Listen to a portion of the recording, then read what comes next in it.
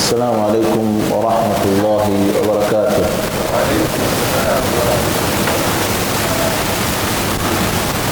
Kama ilivyokuwa ada yetu wakati kama huu baada ya salati dhuhuri, huwa tunakumbushana masala mbalimbali yanayotaalaki na somo yetu hususan ndani ya mwezi wetu huu wa Ramadhani, na tupo katika kueleza mambo yanayohitajika kufanyika ndani ya mwezi wetu huu mtukufu wa Ramadhani.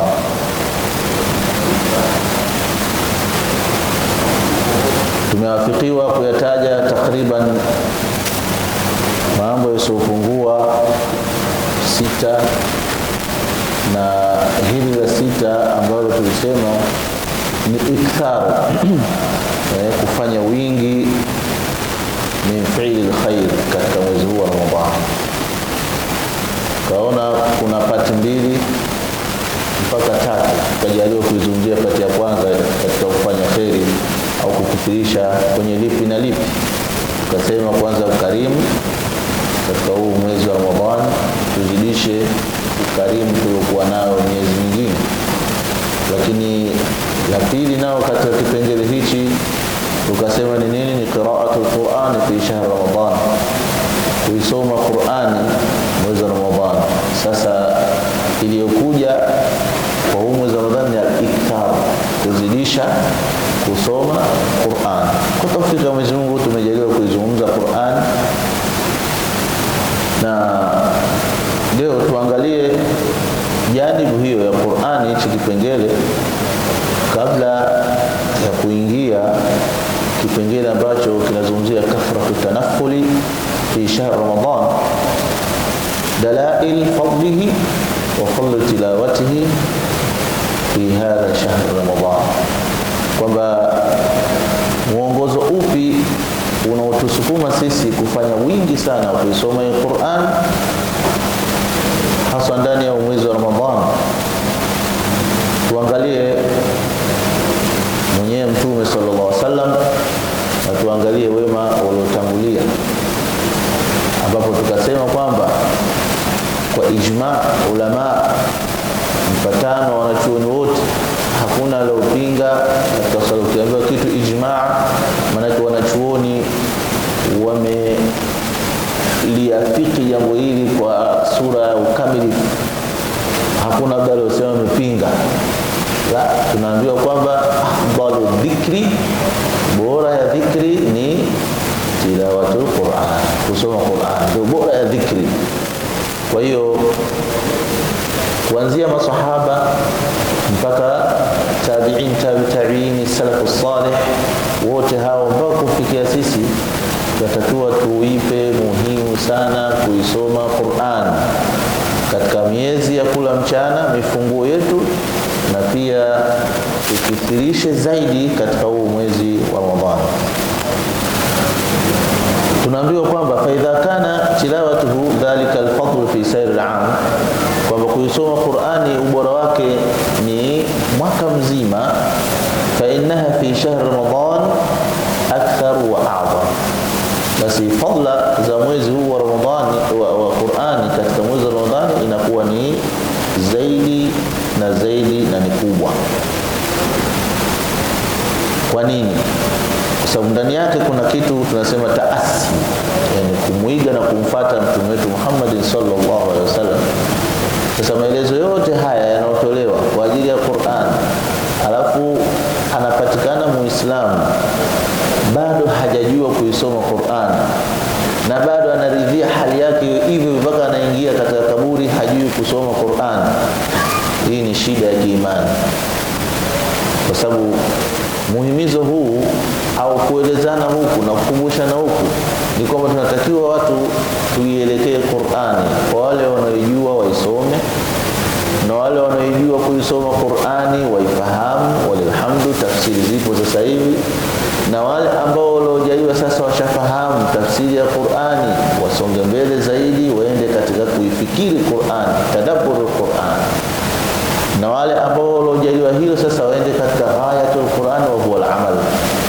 Kwa hiyo amal, yani kwamba mwisho wa kilele ya Qur'an ni kufanya amali. Sasa isiyo tunakumbushana, mara nyingi napenda nikitaja Qur'an wanaeleza ile level 4 za usomaji. Level ya thawabu na dhikri, kisha level ya ufahamu, kisha level ya tadabbur, na kisha level ya kuifanyia kazi Qur'an. Hizi namna zote zitakuwa tuwe nazo katika maisha yetu, kwa sababu Qur'ani ndio jambo ambalo tumeletewa sisi tupate nafuu, tupate wepesi, tupate kufaulu. Anaoiacha Qur'ani, anaokwenda kinyume na Qur'ani, kufaulu kwake ni zero. Mtume sallallahu alaihi wasallam alituambia, alladhi kana yatanazzalu alayhi Jibril alayhi salam fayudarisu al-Qur'an. Alikuwa mtume atueleza, alikija Jibril mwezi huu wa Ramadhan kila siku, na katika mwaka wa kufa kwake ilikuwa mara mbili Jibril ametokea. Wakawa nini wanachofanya? Yudarisu al-Qur'an, wanasomeana Qur'an, huyu anasoma na yeye anasoma. Hata mudarasa fil lugha, lakini ukichukua mzizi wa neno darasa, maana yake ni ile kujua Qur'an imetaka nini. Wala wakati kwamba istidhkaran, yani walikuwa wakifanya hivyo Jibril na Mtume sallallahu alaihi wasallam, istidhkaran, kukumbuka li ni'mati tanazzul Qur'an, ile neema ya kushushwa Qur'an fi hadha shahr ila bait al-izza, ambao ndio sama dunia, kuja hapa katika wingu wa duniani. Kama mnavyojua tunatambia katika kitabu chetu shahru Ramadan, shahru Ramadan alladhi unzila fihi al-Qur'an. Kwa inzali ilifanyika kutoka Lawhul Mahfuz kuja Baitul Izza, ambao samaa dunia, hapo ikashuka mara moja, kisha ikawa inaendelea tanazzul kidogo kidogo kufahamu maana yake, kuwa hivi na hivi. Hivi ndio tukijitahidi kujipinda na kuisoma Qur'ani, tunakuwa tumemfuata Mtume sallallahu alaihi wa sallam. Kwanza alikithirisha zaidi mwezi huu wa Ramadhani. Sio kwamba ndio ikija Ramadhani uanze kusoma, ukithirisha. Yani unatakiwa mwaka mzima unafungamana na Qur'ani, kuisoma, kuielewa, kuifanyia kazi, ili tusiwe miongoni mwa ambao watashtakiwa na Mtume sallallahu alaihi wasallam kwa Mwenyezi Mungu, ya Rabbi inna qaumi ittakhadhu hadha alqur'ana mahjura. Tusiwe sisi miongoni mwa hao, kwa sababu lazima definitely Mtume sallallahu alaihi wasallam atatuelezea na kutushtakia kwa Mwenyezi Mungu, Qur'an tumeiacha. Sasa sisi tusiwe miongoni mwa hao, tuwe watu ambao wenye kuishika Qur'an kwa level zote ambazo Mwenyezi Mungu ametuafikia kuzifanya. Wakana alayhi salatu wassalam yujaddidu al-ahda bihi limudarasati Jibril. Alikuwa Mtume anafanya upya ahadi yake ya Qur'ani kwa kusoma na nani? Na Jibril alayhi salam. Ingawa wakati wetu challenge kidogo, hasa kwetu huku ni nadra jambo hili kupatikana, lakini miji wenzetu wanafanya namna hiyo, yani kufanya daira, watu wakawa wanasoma Qur'an, huyu anasoma hizbu, huyu anasoma hizbu, huyu anasoma hizbu. Hili jambo limekuwa ni chache kwa zamani zetu, kwa sababu kila mmoja anajua hiyo Qur'an anayosoma. Sasa ile kupunguza kidogo joto la kuwa disturb, ndio mtu anajitahidi wala upeke yake asome, lakini sunna ilikuwa kusomeana Qur'an kama alikuwa akifanya mwenyewe nani Mtume sasa, hakuwa anasoma peke yake, na maswahaba kadhalika hivyo hivyo. Sahaba walikuwa kusoma peke yao kwa sababu ya kuhifadhi, yani kuwahi Qur'an, kuiweka ndani ya memori zao, lakini wakikusudia kuifahamu, wakikusudia kuifanyia kazi, wakikusudia tadabbur, wanakaa pamoja, wana negotiate kwamba aya hiyo unafahamu vipi, neno hilo umelifahamu vipi. Tukitoka hapo wanaenda kufanyia kazi, kisha wanaingia aya nyingine, hivyo hivyo mpaka kitabu kumalizika chote cha Qur'an. Kwa hiyo Mtume sasa alikuwa akifanya neno kwa sababu ya kujadili upya, kufanya upya. Kama yakum bihi al-layla fayaqru fi tahajjudihi, kama pia Mtume alikuwa akisoma usiku, anaisoma Qur'an katika tahajjudi yake kwa namna ambayo mpaka watu walikuwa wakimshindwa kumfuata. Alikuwa akisoma Qur'an manake namna wingi. Ibn Mas'ud radhiyallahu anhu anatuhadithia kwamba siku moja alimtaba Mtume sana, alimfuata katika swala yake, kama yusalli ma'a nabii sallallahu alaihi wasallam, akasema kusoma na kusali na Mtume sallallahu alaihi wasallam. Mtume sallallahu atala, akarefusha kisomo chake. Qal, mpaka huyu Ibn Mas'ud akasema hatta hamamtu bi amrin su, mpaka yani nilikuwa nimeshaazimia, nishakusudia jambo baya, kwa vile nilikuwa nikiswali nyuma ya Mtume sallallahu alaihi wasallam. Na ulilipi hilo? Akasema hamamtu an ajlisa wa ad'ahu, kwamba iliingia ile nia na hamu ya kuwa kwamba nikae chini na nimwache Mtume aendelee na kisomo chake. Kwa hili aliona jambo baya, kwa sababu wao umemfuata Mtume sasa kumwache katika kusoma kwake. Yani hii kuonyesha Mtume sallallahu alikithirisha kusoma Qur'an, kwa sababu kuna sometimes kuna misunderstanding kwamba ikiwa mtu huwezi au huna nafasi ya kusoma Qur'ani au kukithirisha kusoma Qur'ani, tunaona kama kwamba sio usomaji huo mzuri. Utakuwa usomaji ambayo japo aya moja ukaifahamu. Tabani hiyo pia lipo. Na hii Qur'an tunavyosema haishiki sehemu moja.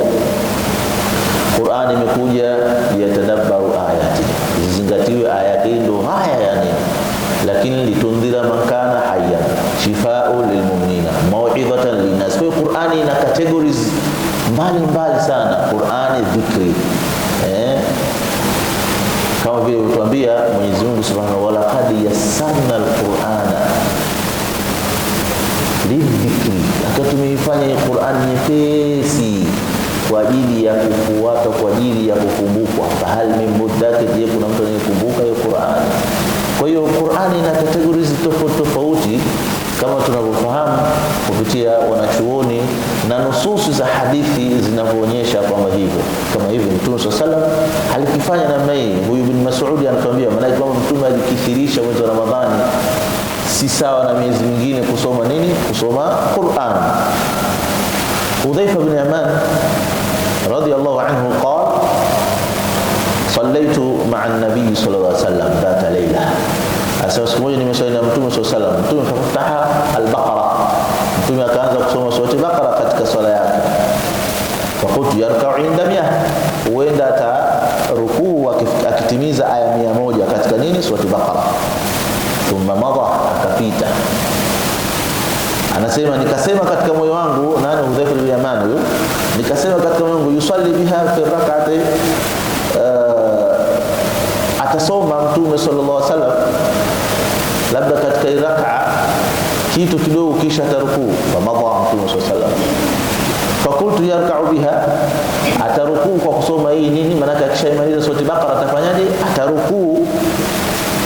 Thumma fataha an-nisa, hakurukuu Mtume sallallahu alaihi wasallam, yuko katika swala anaswali, lakini masahaba walikipenda kumfuata Mtume sallallahu alaihi wasallam. Kuna wakati Mtume sallallahu alaihi wasallam alikitumia hali hii kuwafundisha umma wake kwamba kuna hitajika kukithirisha kuisoma Qur'an.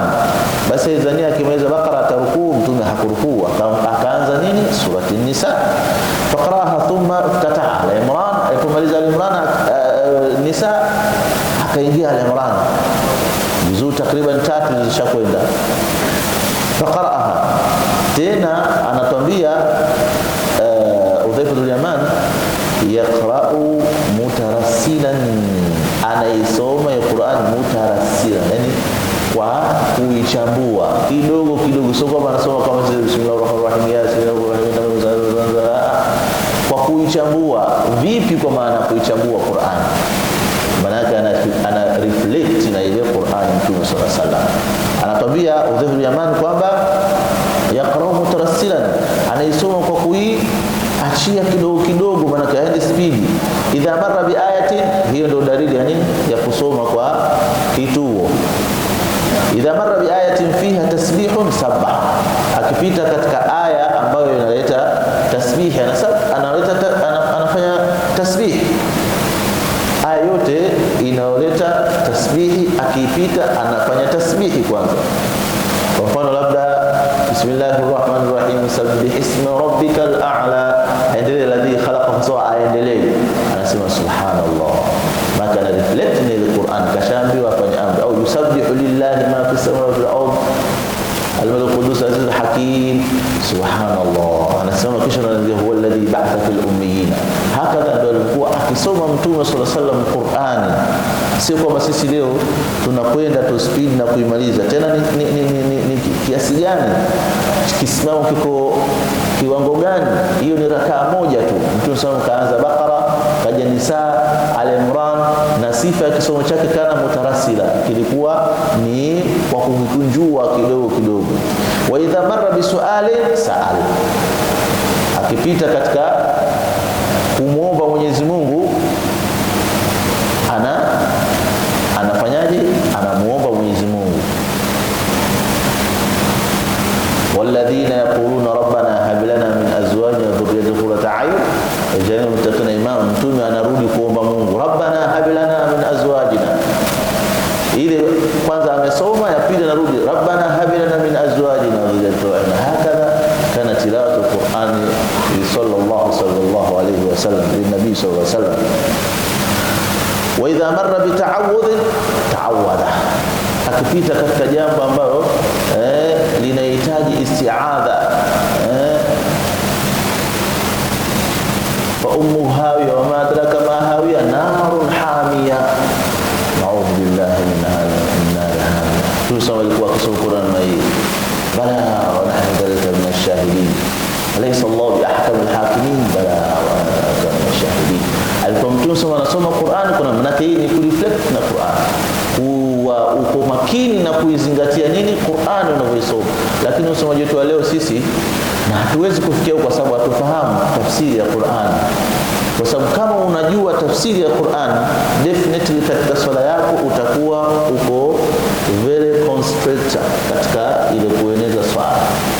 Lakini kwa kuwa tunasoma tu kama vile copy, usomaji kwa copy, basi tu alhamdulillah rabbil alamin arrahmanir rahim maliki sura al-Fatiha. Yani ukisoma subhanallah, sisi tunaona mashaikh wetu wanatafaal na Qur'an, tuna mtu mara kashanywa mikono, mara kaashiria, mara yani, kwa sababu Qur'an anatafauli nao. Utaona iyyaka, mtu kwenye swala tunamuona mashaikh zetu, iyyaka na'budu, anywa mkono, iyyaka na'budu wa iyyaka nasta'in ihdinas siratal mustaqim, kwa sababu anaishi ile Qur'ani kimaana kata nasoma. Ndio baadhi ya ulama wakasema harakati fi salat ma'fuwa, kwa sababu watu wengine wanatekwa na zile harakati zinatokea ndani ya swala zinakuwa zinasameheka. Hata wale wanachuoni walikuwa wakizingatia sana masuala ahkami tilawatu Qur'an, hawamhukumu mtu ndani ya swala.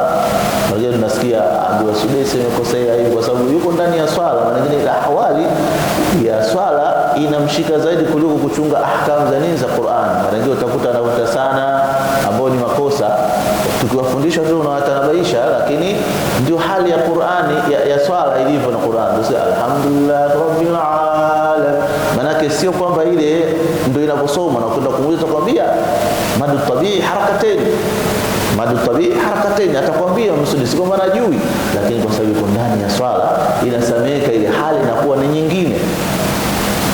Kwa hiyo Mtume sasa ndio ulikuwa usomaji wake namna hiyo. Sasa na sisi kwa sababu laqad kana lakum fi rasulillahi uswatun hasana, tunatakiwa tumfuate Mtume sallallahu alaihi wasallam alipokuwa akisoma Qur'an. Na ukisoma kwa usomaji huu wa taratibu kidogo kidogo, amini usiamini, Mwenyezi Mungu anakufungulia fahamu. Hata kama lugha ya Kiarabu iko dhaifu kwa daraja ya mwisho, anafungulia fahamu, kwa sababu Qur'ani ni siri. Kama nilivyosema jana, ile hadithi yetu kwamba Mtume sasa alitoka akawaambia watu, ni amshuhudii kwa Mwenyezi Mungu ni mmoja, na mimi Mtume Mwenyezi Mungu amshuhudii kwamba hii Qur'ani ni kitabu cha Mwenyezi Mungu. Kwa sababu Allah akawasifa bishiru, kwamba hii Qur'ani faraquhu biyadillah wa tarakuhu biaidikum, ncha moja ya Qur'ani iko kwa Mwenyezi Mungu na ncha moja iko kwa, kuna connection hapa. Kwa mujarrad kwa unasoma tu ile Qur'ani tu, Mwenyezi Mungu anakufungua kwamba hapa nataka nini, hapa vipi, kwa usomaji wake na tarasuli. Lakini usomaji tu ile tumepita tumeenda tu hivi haiwezi kufikia kiwango kama hicho. Kwa hiyo kwa tunampenda Mtume sallallahu alaihi wasallam, tufuate namna gani ya usomaji wa Qur'an. Hivi ndio alikuwa akisoma Mtume sallallahu alaihi wasallam. Fa hakadha kana sallallahu alaihi wasallam yahtani bi tilawati Qur'ani fi siyamihi wa qiyamihi, hali ya saumu yake na kiamu chake. Kwa hiyo ndani ya Ramadhan tunataka tukithirishe sana kufanya namna hiyo. Kisha wakatawia wanachuoni wakati taasa bihi salafu salih, wamefuatisha mfumo huo wa kukithirisha kusoma Qur'ani salafu salih. Minhum man yahtimu Qur'ana fi 3 layali, miongoni mwao walikuwa wakihitimisha Qur'ani katika siku 3. Wa man yahtimu fi 7, miongoni mwao walikuwa wakihitimisha Qur'ani siku 7. Wa fi kulli 10, na wengine kila siku 10 anahitimisha Qur'an. Kabira jao katajwa kwa sababu mwenye kusoma Qur'ani mwezi Ramadhani fi sala wa kharijiha fa yahtimu kulli layla. Alikuwa huyu bin Raja anasoma Qur'ani katika mwezi Ramadhani katika swala na nje ya swala, anahitimisha kila usiku miwili anahitimisha. Ibrahim Nakhai pia katika wanachuoni wakubwa fil 10 awakhiri, yeye alikuwa akihitimisha fi kulli 3, kila siku 3 anahitimisha Qur'an. Hiyo maana yake nini? Ikthar, kufanya wingi. Qatada naye yahtim fi kulli 7 daiman, alikuwa yeye maisha yake yote kila siku 7 anahitimisha Qur'an.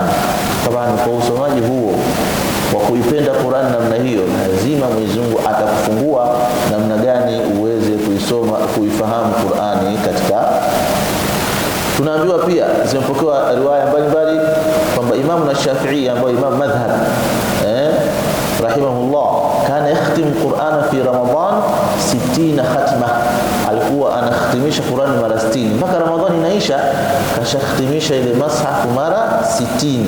Na yeye ndo Imam madhhab, amechimbua hukumu nyingi, lakini hii ni kitu mbali tunaposema inakuja Ramadhani kufanya nini? Kufanya ikthari, pamoja na kutokuacha zile njia zingine za kufahamu, za tadabbur, za kufanyia kazi Qur'an. Lakini hii ni imekuja kama walivyomfahamu Mtume wakakithirisha nao kusoma Qur'an. Imam Abi Hanifa nahwahu alikuwa pia na hivyo hivyo anahitimisha Qur'ani mfano alikuwa akifanya Imam Shafi'i.